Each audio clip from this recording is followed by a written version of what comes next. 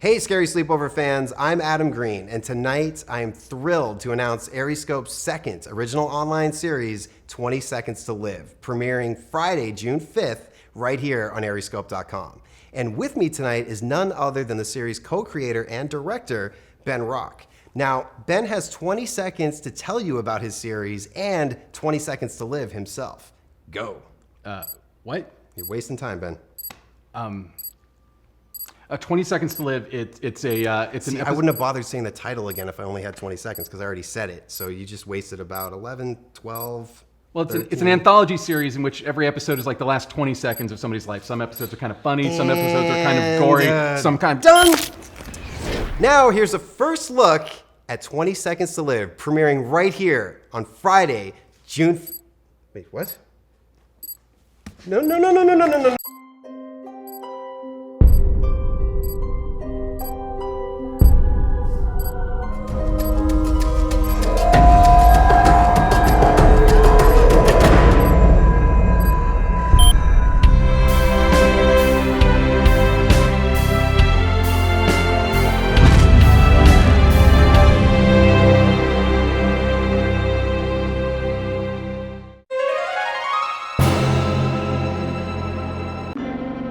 Zach Galligan became a bona fide 80s icon after his star-making role as Billy Peltzer in 1984's Gremlins and 1990's sequel, The New Batch. Over the past 30 years, Zach's career has continued with everything from TV appearances on shows like Melrose Place, Tales from the Crypt, and Star Trek Voyager, to leading roles in films like Waxwork 1 and 2 and Hatchet 3. For the past decade, he's also been teaching the craft of acting in New York City, and with former students like Miles Teller and a whole bunch of others that you're now seeing in huge films and television shows, one might say Zach's a pretty decent teacher too. After failing miserably at following the 3 simple rules to caring for Gizmo, Zach might not be the right guy to leave your mogwai with when you go to Vegas for the weekend, but I can personally tell you that he's watched Arwen and my cats Perry and Tyler a number of times now, and not once did he wind up destroying half of Los Angeles in the process. I'm Adam Green, and tonight I avoid water, bright lights, and eating after midnight as Zach Galligan joins me for my scary sleepover. Dude! What's up? How are you? I'm good. I haven't seen you in a long time. I know. Well, wait, actually, I saw you a month ago. But it Yeah, feels but like a long time. I barely saw you though, because you were staying That's at my true. place, but I wasn't there. Which was kind of surreal. Was it? Well, not really surreal, but I mean, I had Arwen around Yeah. a lot. Arwen, to were you keep me excited? company. Are you excited to see Zach again? She's like, I'm more excited about you throwing my ball. Exactly. She's like, if you'll throw the ball, I'll be super excited. I don't know if you remember this. Well, of course you do, but Yeah. when you were out for that Empire Magazine Gremlins 30th thing. Yeah, sure. When I think it was I want to say it was in Chicago on the Marrow tour, somebody brought one of these for me to sign, but they had a second one, so they gave it to me. I mean, there's all this like ridiculous. stuff to do tonight, but if we could just talk about what Phoebe smells like, that would be awesome. What Phoebe smells like? Yeah, I mean, I don't want to sound creepy, but like, what does she smell That like? sounded a little creepy. How about this? The thing about her, if someone says like, wow, she's so beautiful. Yes, she's physically beautiful, but there are a lot of women that are physically beautiful. The question is, why was she so magnetic? And here's why I think she was actually really beautiful. Because she smelled so good. No. Because she knew that she was an attractive girl, but she thought it was pretty much immaterial. So she was just kind of like, yeah, I'm pretty, but I really just like to be a nice person. But she was smelled not. really good though, right? She smelled I good. really didn't, you know what? I really She didn't get smelled close good. enough to her to like, What? inhale. You were standing like this far away from her. I know, but I'm not I like would have leaning smelled into her the neck. shit out of her.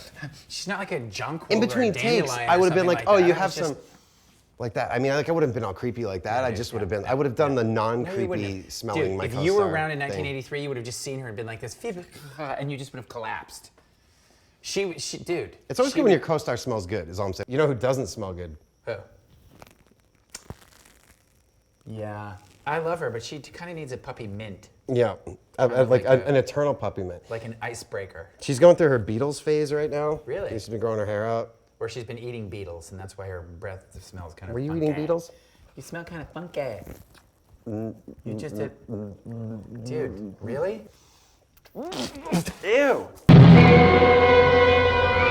was Christmas Eve. I was 9 years old. I swear to God, I've had so much junk food since I've been here. I'm getting toe cramps. My foot is just like, it's like seizing up. I need like a banana or potassium or something like that. She's so hot, it hurts. What did she smell like when you shot this scene? Do you remember? I have a good therapist for you. I do. Because this is an issue that you kind of need to get over the hump somehow. You need to surmount it in order to move into a happier place. What are you scared of? Like in real life? Like what scares you? I'm really only truly terrified by two things. Prison, the idea that like I could be like locked up forever. Like, I wouldn't hurt a fly, but just the whole concept of prison. When I see prison movies and stuff like that, or prison series, and I see like the brutality that goes on and nobody cares and they let it happen, that affects me deeply. I think it's because I saw Midnight Express. Do you remember that movie? Oh yeah. I saw Midnight Express when I was 14, and when it was over, I was like, what? You know, like the Turkish prison thing. So that is like, the idea that there are no rules and then people can just do whatever they want, that's really scary.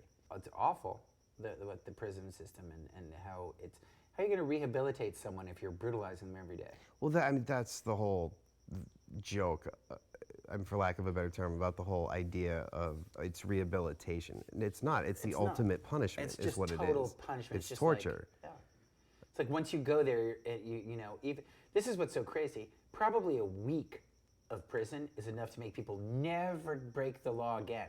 Then they leave you in there for years at a time. But I mean, look at how many people serve, 6, 8, 10 years, get out and end up going right back in. Right back in.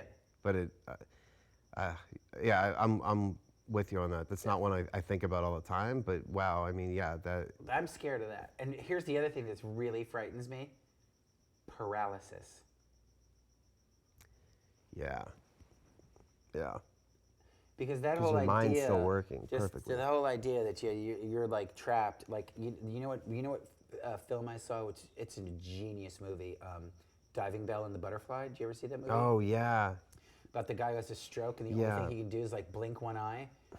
The idea that you can be so alive and vital and now your body is just this shell and you're trapped inside it and you can barely communicate. I had like major kind of a panic attack when I saw that movie the first time. Because that's like your body betraying you, and there's nothing that you can do about it, and you know. Fuck, man. Like, yeah, that's awful.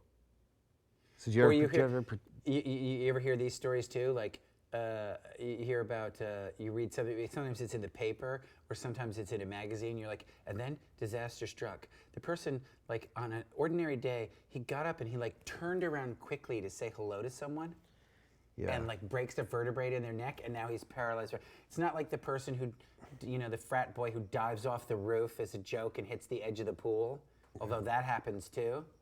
But no, it's like the person who like throws a baseball awkwardly, and then like, you know what I mean? It's like the body is so weird because it's so fragile, and yet it's like so strong at the same time. You hear about the person who falls out of the plane and like, right, with no parachute and like glances off the snow bluff and survives.